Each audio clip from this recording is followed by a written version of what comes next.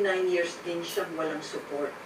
Pwede Pwede bang kasuhan ng anak yung ama na hindi nagsustento? Iyan ang problema dyan. That's the question. Kasi ang nakalagay sa batas natin, kailan ba dapat sustentuhan ng isang taong dapat mong sustentuhan? Habang dependent pa siya. Correct, tama ka. Habang dependent pa siya. At nagsisimula at nag-uumpisa yon kung kailan niya talaga kailangan na kailangan. Oo. Ang sanggol, kailangan niya na yun, di ba? Kaya lang nakalagay sa batas natin. Pero ang pagbabayad ng suportang pera ay nagsisimula sa oras na nag-judicial or extrajudicial demand. Doon lang magsisimula. So, ang gagawin niya, pwede niyang kasuhan. Magde-demand ka Kahit ngayon. 29 na siya. Ano Sisilipin niya mula nung bata siya. Iyon ang problema. Dapat malaman mo sa nanay mo kung kailan siya giit ng karapatan mo. Dapat nanay yung magdigiit? Oo, syempre, bata pa siya nun eh, di ba?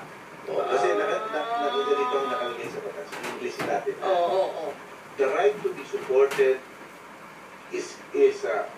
starts from the time the one to be supported needs you.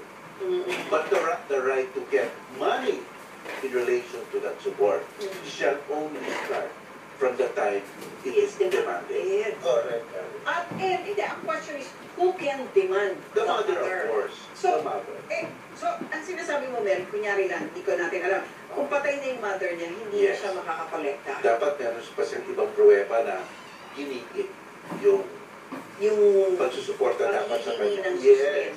Oo. Kasi hindi naman nakalagay sa batas na ang demand is paano kung lola yung... pwede yan. Pwede. Oo. Yes, pwede. So, pwede mga guardian na sinasabi, hihingi kami dyan, tawag nga kami ng tawag eh. Hindi na kami pinapansin eh. Sasagutin.